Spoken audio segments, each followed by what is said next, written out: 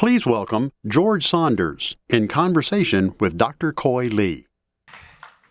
Thank you. Hey, welcome to the Didion Room. Sometimes these introductions seem so unnecessary, but George Saunders is a really, really, really good writer. He wrote all these books you see up here. Yeah. But George has cut his teeth on short stories, had 4 collections of short stories. When the 4th one came out, 10th of December, the New York Times heralded it as the best book you'll read this year. And then when he followed up with his first novel, Lincoln and the Bardo, it debuted at #1, got tremendous critical and commercial success, both in the written form as well as the audio. George is a Guggenheim Fellow. He's a Penn Malamud and Man Booker awardee and a MacArthur genius. So, but what I'm fascinated is that he followed this very traditional track of writer career development of going to the Colorado School of Mines and getting a degree in geophysics. Yeah. Right? It's a secret method, but yeah. It's gotta, people must be like following the George Saunders. When did you decide to become a writer? I think, I was raised in Chicago in the working class, so I didn't know any artists or writers or anything. But I remember as a little kid, I think it must have been the news about Hemingway's death. And, the picture of him in that sort of jumpsuit or whatever. And I thought, that's weird. He was in Africa. So it started there, but I didn't have any role models. So I just was a big reader. And, that in the way that we do, you come alive, especially in a book. And so really it was sort of in Hemingway, I think they say there's a line about it happened, how did you go broke? Gradually and then all at once. So that was kind of I thought maybe I should be a writer, and then I wasn't going to go to college at all. I was in a band, and the guy I was in the band with knew a guy who knew a guy who knew a guy in the Eagles. So, and then just at the last minute, these 2 high school teachers kind of intervened, and the guy actually called the School of Mines and said, "I've got a real screw up here with some potential. Would you consider him?" And they did. So once I got to the School of Mines as a geophysics major, I loved those 2 teachers so much that I didn't want to fail them. So I didn't really give a thought to what I should be doing for 4 years. I just was trying not to flunk out of mines. So then I got the degree, went to Sumatra and worked in the oil fields. And that's when I kind of realized that if I didn't try to be a writer, I'd be disappointed later. So we were in the jungle, a 2-hour helicopter ride from the nearest village. So we'd stay there for 4 weeks in a row. So really, you could get drunk, do speed, or read, or you could do all 3 at once, which is another. So really, that was sort of a little bit of a pre-MFA, because I would go to Singapore and load up this big bag of sort of randomly chosen books. I didn't know what I was looking for, and then bring them back to the camp and. You sort of had a good 4 weeks or bad, depending on what you chose. So you'd get some stupid book, and then you were stuck with it, or you'd blunder into, I think I got Ulysses. It just, So then during that period, I think the combination of realizing I was never going to be a great engineer, and then this other thing, and every time I turned my mind to writing, I just came alive. So that's when I kind of knew, but by that time I was 26 or 27. So you started writing some short stories and applied for an MFA, is that? Basically, yeah. I wrote some stories there in Asia, but I hadn't read enough. So I was writing from an empty well, and they were all stories about really cool young guys in Asia, who were realizing that oppression was everywhere, but only he could see it. That was kind of... we're a real trope. Yeah, exactly. Yeah. Filthy cool guys. Yeah. So it didn't really work. But of course, that's great, because then you write something, it stinks, and you go, I must not know what I need to know, and so you go back to the wall. So I came back to the States, traveled around, I was in a Kerouac mode, and just traveled. I worked in a slaughterhouse, worked as a roofer, traveled around, and then got into the MFA program at Syracuse. Yeah. And an MFA is kind of a big part of your life, because after you graduated from the program, you stayed on and taught for decades at Syracuse. Yes, actually, I left for a while. I went, I met my wife there in the romantic Syracuse ambiance. We got engaged in 3 weeks, and had our kids right away. And so I went off and did tech writing for about 8 years. Radion. Yeah, right, Yeah. exactly. You want your research. Well, I read everything you've written. Yeah, but so then I just went and wrote this first book while working as a tech writer, and then that book did well enough to get me teaching back at Syracuse, which is where I've been since. And now you're in a family of writers. Paula, George's wife, just published a novel, and both of your daughters, Caitlin and Alina, are a screenwriter and a budding journalist. Yeah. It was definitely, we kind of laugh about it because it was just in the water. We would just we watch a movie and go, that's bullshit. There's no way. It doesn't even make sense if you think about the first part. And our daughter, Caitlin, when she was just a real reader, so I said, I'm going to blow your mind with a movie. So there's a mystery in this movie, and you won't get it the first time, but we'll watch it a second. So then we showed her Citizen Kane. And so within the first minute, she goes, the sled is Rosebud. But I think that was just Paul and I met at Syracuse, and we had kind of similar lives to that point, kind of working class, Midwestern lives. We both had, I think, a sense that fiction was mostly a sort of a very advanced moral ethical tool. That's the writers that we liked seemed to use it that way. And I think we both saw ourselves a little bit as outsiders, and that if we were going to be able to write books, it would come from that point of view. And then I think that vibe got into our family a little bit, just that it was actually really important how you tell a story. And that wasn't entirely free of technical components, You can tell, when you're watching a movie, you can tell where it goes off the tracks. You can put your finger on the moment. So that's kind of, I guess we would talk about that sometimes. Yeah. So these issues with technical and moral heft of a story, there's this debate about how to teach writing, right? And there was a collection of essays that I think you took part in, titled MFA versus NYC. And how whether writers should just go to New York and become writers, or whether you go to an MFA program. And there's this explosion of MFA programs over the last 2 decades, from less than 100 to, I don't know, more than 12,000 or something like that. Is that right? But and so you got to imagine, like, not everybody who goes to an MFA program is going to end up making a living as a writer. Right. But there's still something worthwhile about developing the qualities that go into being a good writer. I've been I'm writing a book about the Russian short story now, and one of the things that this reading, is teaching me is that if we pose a question, we always should follow it with to whom, on what day, So in other words, Chekhov has a beautiful story called Gooseberries that basically says, on one hand, happiness is decadent. Every happiness is built on someone else's unhappiness, and it poses that question. It also runs around the other side of the table and says, what do you think life would be like if you disavowed happiness? And the answer is sad. So he's not really answering a question, he's posing it, So with this MFA thing, I think I always want to say, who's the kid and what's the program? Because there are some programs that are really just cash cows. They accept way too many people and they charge way too much money. Then there's one, just to toot my own horn, at Syracuse, everybody comes for free and they get a $20,000 stipend, and we only let 6 people in a year.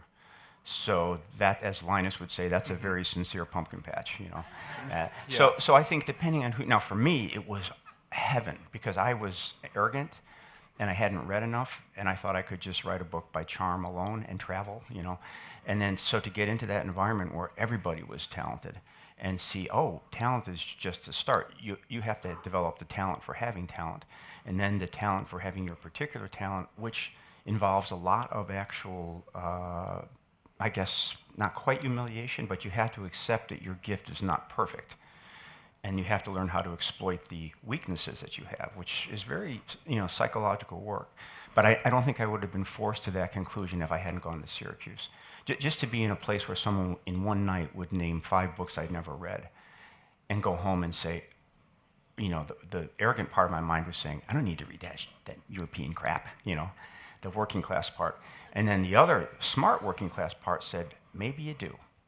If you're going to work on a car, you should read a manual, maybe, So then for me, that was great. For other people, I think it has the effect of shutting them down. there's too many choices, and if a person is verbally gifted and they go to a program and they see their 8 friends writing in 8 different modes, they spend the 2 years imitating their 8 friends and they get lost a little bit. So it really depends on the person in the program, I think. Yeah, well, it sounds like your daughters probably had a master class growing up in the Saunders household. Well, they're pretty, you see that a lot of it is, I think, is neurological. We didn't really, I didn't edit, but they Books were really, around. we were around, and we were prioritizing reading as a valid, important, maybe the most important thing that one could do. So that gets into the So wire. even if you don't end up becoming a professional writer, is there something worthwhile or ennobling about honing a skill as a writer? Oh, I think so. And in fact, if you've taught, I've been at Syracuse for 20 years, and you see, we get 650 applications a year, and we pick 6 kids to come. So they're already off the charts. They're already doing things that are wonderful. Then we work with them for 3 years. And still, out of that, and we're good at this, but we only get probably 30% of our students going on to publish. Okay. So there's some mysterious component that you can't. But for those other 70%, it's still a worthwhile. I think so. Oh, that's one of Yeah. the things I think we've internalized is let's think about those kids and make sure it's worthwhile for them as well. So I do a kind of ritual speech where, I got this when I went to the School of Mines. Look to your left, look to your right. All 3 of you are going to flunk out, that kind of thing. So it's kind of like you say, of all of you, statistically, only a third of you are going to publish. Out of all of those, maybe only 1 out of 30 will actually make a living at it, Of course, and if someone had given me that speech, I would have just said, yeah, too bad for those 2 idiots, So there's that. But we do try to say, if we, to the extent that you think the goal here is to publish a book, good for you, understandable. Keep in mind that you might not. The reason I think it's worthwhile is this. When we're writing, and I would say especially when you're revising, what you're really learning about is some combination of honesty and clarity. You write something on Wednesday, it's perfect, you're a genius. Thursday, you come back and look at it again. That's a really important moment, not only for writing, but for life. You take up a political position on Wednesday. On Thursday, you come back and look at it again. Can you have a freshness of insight into that and then respond accordingly? So my thing is that when you're editing, you're separating the product of you from the essential you by looking afresh at it and adjusting. That's a huge thing for a person to be able to do. Also, whatever you produce in a first draft has some of you in it, but the beautiful truth is it doesn't have all of you in it. It may not even have much of you in it, but as you go back and revise it over and over, you're exerting your taste on it again and again, and a you that you may not have seen before emerges. There's a self-elevation or a self-improvement. Yes, it's part of the process. But not willed. The example I always use is if I gave you an apartment in New York and decorated it for you, that would be nice of me, but you would feel like a hotel. But if I let you come in every day and take out one thing and replace it with something you choose of equal value, and then come back in 5 years, that place is going to be just soaked in you. Every little choice. So revising can be like that. And for someone like me who's not, I was really kind of a interesting, troubled person as a young person. A fast mind, very arrogant, very energetic, I think fairly likable, but not naturally articulate at all. I was a big Ayn Rand fan, and I was just very like, whoa, that guy. So even now, I'll start an essay, and it'll be full of like weak, empty hyperbole, just assertions. Well, because I learned to edit, I can go in there and go, that's bullshit, but it's not irredeemable bullshit, and adjust it. And so then suddenly you find yourself being funnier or more intelligent, or more importantly, kinder than you are in your first pass. And that to me is a beautiful kind of addictive thing. I don't have to be stuck in this guy, And after 61 years, I know him, and he's kind of boring. I know the little nostalgia loops I'm going to go into, and I know that is not so interesting. But to be able to write another person out of that is just great. Be nice if we could bring that Groundhog Day approach to our personal relationships as well. You know, if I have an argument with my wife and then I say, wait a second, what I really meant to say, and you every day Yes, no, take out one word, put in another. No, but and say, you know, I wish you hadn't left 5 days ago because I'm really good at this now. No, Yeah. but you can, you know, I think that's beautiful. Yeah, and you can do that. You can know? do it on the page. Well, but I think doing it on the page, in my experience, does a little tiny bit of work in helping you do it in real life. You know that moment when you're somebody rudely passes you on the road and you instantly know their political party. You know. So I think revision helps you go. It helps you recognize that joke. You know, somebody passes you, and they go, oh, I just did that thing. So, and even just noticing that destabilizes it. It makes it less real. So I think there is a relation. Now, I wouldn't claim that it's linear. It isn't, you know, but it's good practice. And the practice of noticing that your thought is not you. It's just a kind of brain fart that this thought came out. Do you endorse it or not? You can revise it. And there are other qualities to being right too. I mean, it seems like that being precise with your language, being eloquent, being specific, you know, things that a good writer is trained to do would be very helpful just as a person in general. You know, I do this thought experiment, like we have all these readers here. What if our whole country were readers? And then take it a step further. What if our whole country were writers and could write beautifully? You know, what would our discourse be like? What would people be like? Yeah. So maybe there's a value just for people to become writers, to even if they're not going to publish anything. Well, right? one thing that I think happens, and Orwell wrote about this, is when you've had that experience of revising your own work, you learn what falseness looks like on the page. You know, and there's always a syntactical tell to lies. When someone lies, if I say, you know, this is a duck. Now, if I'm going to persuade you that this is a duck, I'm going to have to do some pretty fancy wordsmithing, you know. But as we're seeing in politics, people will try to do that. But if you have done it enough in your own work, you will feel the micro indications of falsity in prose. And fiction is cool because what if I say once upon a time, as Michael, as you were saying yesterday, everybody knows it's a lie. That's part of the game. It's part of the fun. But I would say it then makes that activity almost 100% about essential truth. Because if I say, I'm going to tell you a story that isn't true, you go, all right. And I say, fresh cut grass on a summer day. You're in the story already, because we know that. I just told you a truth. Fresh cut grass on a summer day is something we all share. Then we go on. And as we go through the story, we're in an intimate communication where under the guise of a liar, I'm telling you certain essential truths. Tolstoy has a story called Master and Man, and it starts off with the scene of a serf getting a horse ready to go on a trip. And it's such, even in translation, it's a beautiful language, but it's nothing but facts. He puts this here, he does this, he adjusts this strap, and all the things have tactful names. And it never happened. That serf was invented, the horse was invented, the saddle was fictitious. But when you read it, you just feel your little needle go, I believe, and you're in the scene.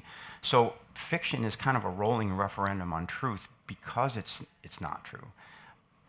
When you're editing your own work, you see the places that you make false. I notice this thing in our students that I've started calling an avoidance moment.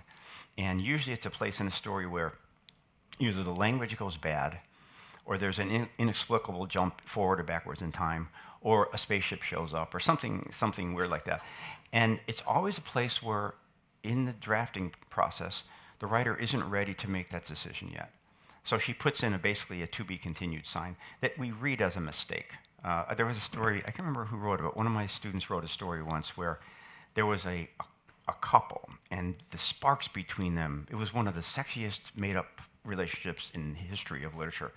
But the man was married, and the woman was living, I think, with like a developmentally disabled brother. So they could never quite get any time alone. So one night in the story, he's driving by the house, and she's on the porch, and it's a sultry southern night, and he pulls over, and they're on the porch, and the sparks are flying. And the story is saying, I think they're going to do it on the porch. But the disabled brother is asleep on the couch in the living room. So it's really fraught, you know. So there's a moment in the story where he should reach for her. And the writer had put in this sentence, just then the teapot went off. And you're like, what teapot? Nobody did she put the tea on like an hour ago or something? But so we talked about it, and the writer, she's a brilliant writer, so we're laughing about it. But she just wasn't sure yet, and this was only draft 20, and the story was going to be draft 80. So she wasn't sure what needed to happen there, and very wisely didn't decide too early. So all of these things, to your question, I think 100%. However, we also, when you come to festivals like this, there's always that kind of subtext that we live by stories. Stories will save us, I'm like, Chekhov, Tolstoy, Dostoevsky, Gogol, the Russian Revolution, cannibalism. It saves us in the same way that friendship saves us, or sex saves us, or good food saves us. It saves us incrementally. But as a former scientist, you have to always be aware of the limits of your experiment, So I think about when I read The Bluest Eye when we just had our kids. There was a 2-day mind blow that put me back in connection with my young Catholic self and the idea that all souls are equal. Then it faded, and there's a little chunk of that that's never gone away. That's a verifiable result. Did it save my life? No, but it changed it. But it changed it, in a way that we can observe. Your readers, you know what happens to you when you read a book. You know it's good. It's incrementally good. It's something holy about knowing just how good, and also the limits of that, I think, I always hate to say statements like, art should something, because art can do whatever it wants, but I guess it's fair to say art can do something, and, yes. Like connection between people, really, art can facilitate that connection. I wanted to ask you, because you teach your interns Tolstoy, is that right? I don't say teach. We read it together. So I'm a physician, and we're a teaching hospital. We have some residents, and what we struggle with is try to make residents more empathetic to the patients, because there's all this data, right? That if you have an empathetic relationship, your diabetes is better. I mean, it's not just actually like you feel better and the doctor gets higher scores, which is true, but you also actually have measurably better physical outcomes. So if you're diabetic, you know what a hemoglobin A1C is, and it's found that if you have a good connection, your hemoglobin C is lower. Wow. And your immune response is better to a common cold. So it's really interesting. And so, there's this famous article in the New York Times years ago that if you read Chekhov, you score higher on the test of the eyes empathy score. So this was my idea that I'm going to change these residents by making them Did you observe changes? Can you see differences? When they read the book, yeah. I think so, because fiction does allow you to inhabit someone else's life. It's like Lincoln and the Bardo, where the ghost would inhabit Lincoln, and I think that that's one of the few places where we can put ourselves in someone's place. And I decry the electronic medical record that's taking the soul out of medical writing. So when we always say when I was, but back in my day, we would try to write these handwritten notes out, and you really wanted to make it kind of writerly. You wanted to create a story like someone had a stroke. Well, he's a 57-year-old school teacher, and he can't write on the blackboard now. So if you put this in the note, it's a different thing than this guy just has right hand being sluggish. Well, I think that, we talked on the phone a bit, and one of the things that I think we discovered in common was that move to go from the handwritten notes to the computer system is sensible in a materialist world, a corporate world. I think a lot of our writing has also changed. It's become very functional. And I think, for me, the big blessing of being a writer is to be reminded every day that there is actually such a thing as mystery, but not in any kind of hazy way. But we all know it. We have intuitions. We don't know why we do something, yet we do it. We linger a little longer, and we learn a little more. I think fiction, when you're in it deep enough, you can't do it with just your conscious mind. That's too stupid. So then you say, well, what else is there? And by revising every day, you find out there really is something else. And I don't know what you would call it. I always shorthand it, say the subconscious. But, I'll have the experience of writing a story. There's a nice little paragraph there at paragraph 6 that's really good, and I'm proud of it, but it's obstructing the works. It doesn't make sense logically. Pull it out, save it. Okay, then you work on the story for 3 years. You go on a trip. You have all your experiences. You come at the end of the story. There's a rhetorical beat missing, and it's exactly that paragraph. Huh. So the model I've developed is the story is perfect in your mind, platonically, and then as you go to tell it, you drop it, and it shatters. And revising is just putting it all back together by intuition. But anyway, the point is that when you live in that zone long enough, and I'm guessing everybody has an equivalent zone in your work, you see that this conscious mind is very handy, but it's not all there is. So what a blessing to every day to go, I'm more than this mind. I can access a wisdom that's actually bigger than me, and I can do it through a technical means. It's not hazy. It's just practice, you know. Therapeutic? For me, it is, and you know, I used to wonder about that, and I made up a whole shtick about it. Actually, you know, that it makes you more compassionate. No, I'm sorry, not that makes you better, but is it a form of therapy for yourself? Yes, and I don't know why, but I think it has to do with what's called flow state, and I'm guessing that neurologically flow state is close to meditative prayer state, but I don't know that for a fact. But you know, experimentally, I was on the road with this Lincoln book, and you just talk all the time, and you repeat yourself all the time because you can't help it, and you go a little flat in your soul, and I did, and I came home and started working, and it's like a flower that's been run over by a truck, but it's not quite dead. It's like, oh, you know. So in that sense, just being in that state every day, and I noticed that like in Buddhism, one of the things you are kind of trying not to do is ruminate, neurotically ruminate. What I notice is I still do that, but now I neurotically ruminate about the story in progress, which I think is incrementally more healthy than turning that neurosis on yourself, you know. So yes, I think it is therapeutic. And actually, you know, we were talking about the Joan Didion and why I write. In all honesty, at this point, that's why. Because if I can get in 4 or 5 good hours of being lost in something, I'm just more agreeable afterwards. That's really why. It seems like when you write, you have to think about your feelings. And John Berger, the British novelist, wrote a story, and tucked in the story, he speaks about words clarify experience. Yes. And he said, you know, if you don't have words, that you struggle to your experiences are unnamed, and so it's harder to get 100%. And also, what I've noticed is there are stages to naming. So, in an early stage of an essay, I'll name something vaguely. It seems okay. It's got a little lyrical updraft, so you might just, as a reader, you might just let it go. But on coming back to it and looking at the syntax, you go, I'm lying a little bit right here. I'm doing a little fudging. Then you come back and you make it more precise. To do that, you have to look at the text. The sentence is always better afterwards, and it's a little more true. Well, you just taught yourself something about your own lazy mind. So language, I think certainly to describe this duck would be very useful. But then to re-describe the duck and go, wait a minute, that duck doesn't have a bill.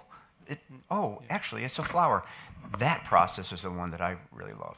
To say, you know, it reinforces another notion that you are not solid. You're not just you right now. So I can do my best to write a scene on Wednesday, and it's pretty good. Come back on Thursday, and I improve it. Which one of those people was the real me? The union of both, and that to me is really hopeful, you know.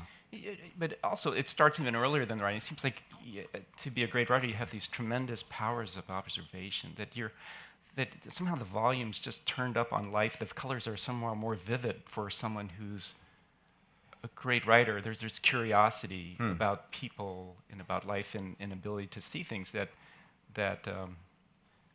ordinary people may miss. Yeah, but I just think also that you notice you can improve those very qualities by. Zadie said something yesterday about even somebody who has an imperfect or flawed consciousness is a worthy topic of writing. So in a lot of my stories, they're like me. They're kind of working class people who have strong feelings and a fairly inarticulate microphone.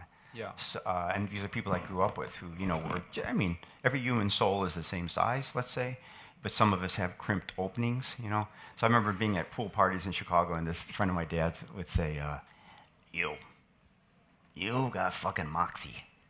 Like, oh, beautiful thing. You got fucking moxie. And I knew he was saying, I'm fond of you, you know. You have potential, but I feel really nervous about that. Yeah. Well, no, I didn't. No. With both. No, it was fine.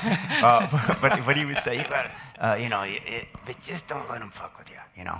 And so that's poetry. I mean, he had some experience of being a working class guy in Chicago that he couldn't, you know, he didn't have a poetic sensibility, except he forced that feeling out through that opening, and I got it, you know. So that's another thing, is if you aren't naturally gifted with powers of observation, fiction will say, well, you got to describe the park, you know, or you'll say, no, I don't, because my character doesn't think that way.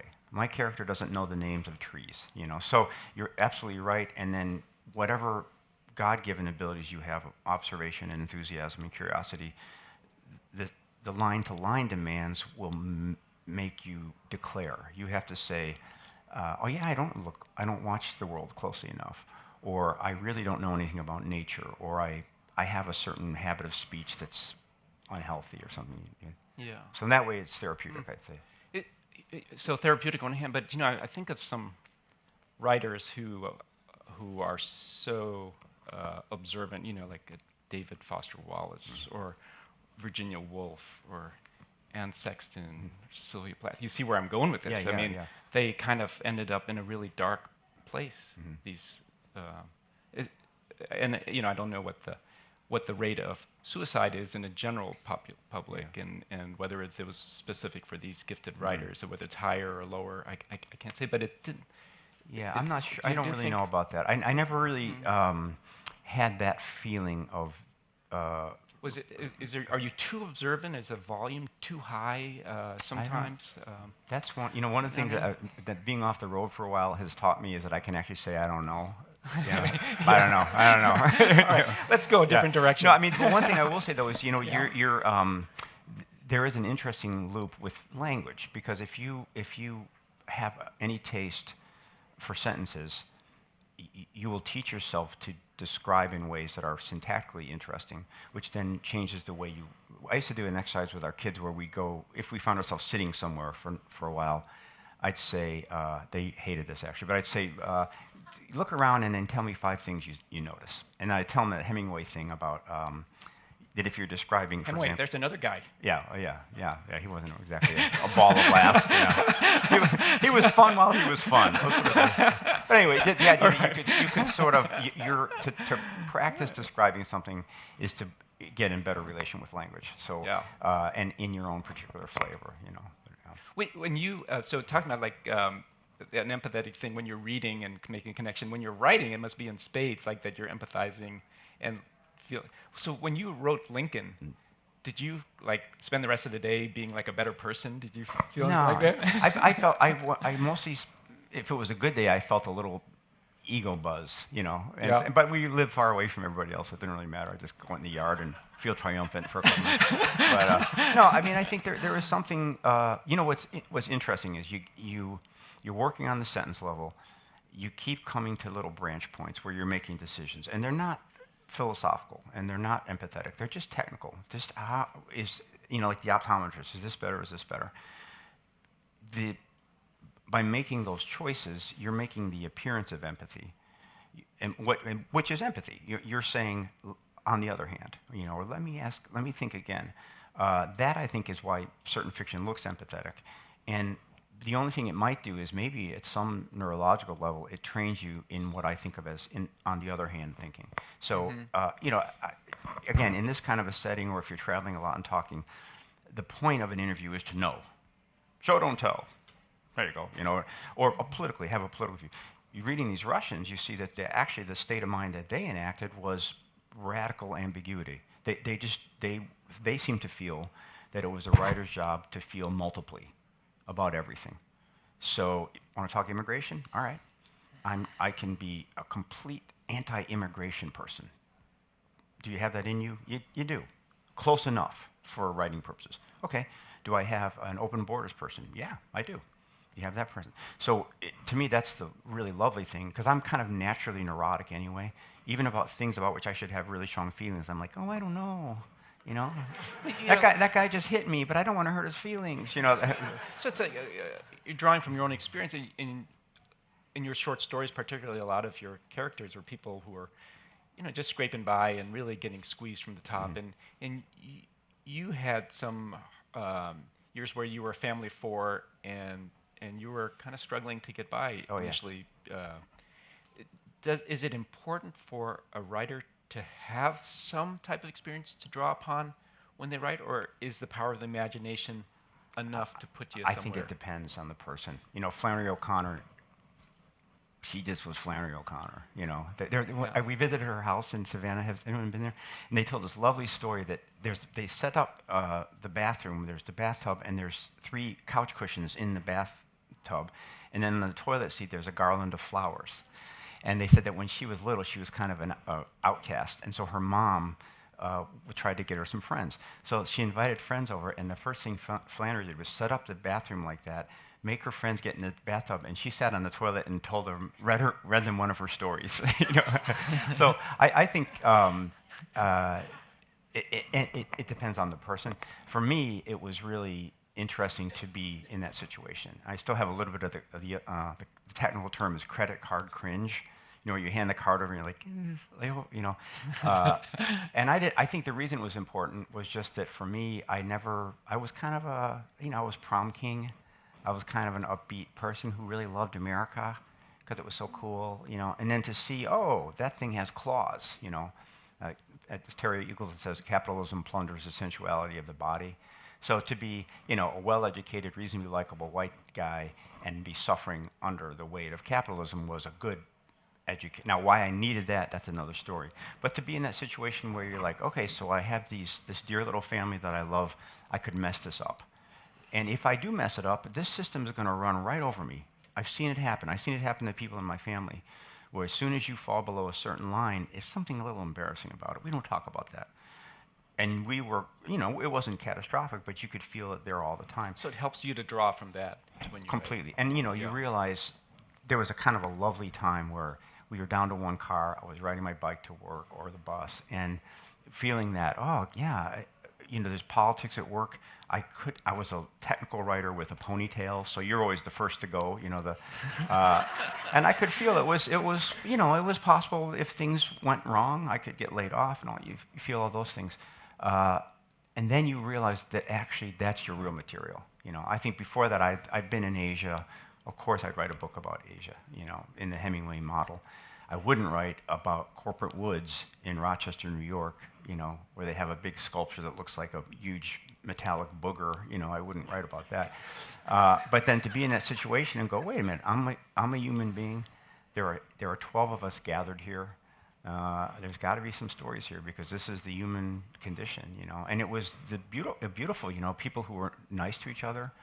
But it was a bit like Survivor. You kind of knew that there was only so many positions, and we had to bill our time. So the idea was to never bill your time to overhead, because then the company was paying you directly.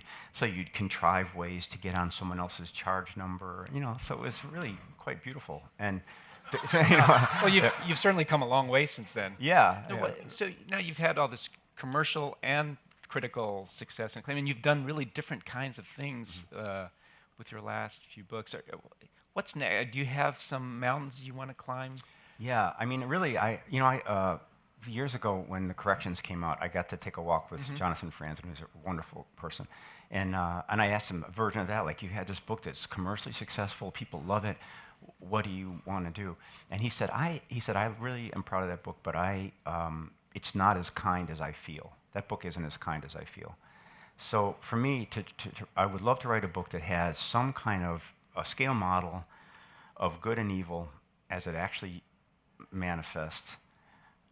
That's an equal mix of despair and hope, and that's really lively and beautiful. I haven't gotten anywhere close to that yet. I can feel it, but as always, I'm impeded by technical problems. My spirit is over here, but my chops are over here. So something like that, vaguely, is what I'd like to do. As a novel? Whatever. Even in a story, if I could get that balance right in one story, I was going to say I'd die happy. No, I won't. Because this is the other part of it is you get a certain amount of accomplishment, and you find out that you had some kind of tiny, and I think this is true in every field, you had some idea that if you just accomplished enough, you wouldn't die. or it wouldn't bother you so much, you know what I mean? Like if I could just, and I think I mean, it's ridiculous to say it, but at some point you think, okay, I'm 35 years old, I'm in love with my family, the idea of being separated from them is just, that's ridiculous, that can't be true. I don't want to think about that. I'll write a book. And that will probably, and then you're off to the races. And then there's so many steps. I'll write a book and it'll be successful. Well, my first 4 or 5 or 6 were kind of successful, just enough. Then I got the success that I had kind of dreamed of. But no matter how many times you do that, you're enacting a cycle of accomplishment and then of dejection, really. You know, no matter how well you do or how much you're rewarded, you always feel like you deserved a little more, you know, or so that's going to be endless. If I live to be 300 years old and keep doing that, you know, it's the same. So that actually is a hopeful thing, because in the same way, you know, I brush my teeth every day. What's that leading to? You just do it, you know. So I think for me now, it's writing is sort of a fun thing to do that really lights me up. I love to do it. There's lots of fun things associated with it, but let me do that with 100% focus, but set it aside as any kind of salvation, and just see it as kind of like a daily sanity maintenance routine. And then you could turn your mind to the real questions of how to die without being terrified. You know. Yeah.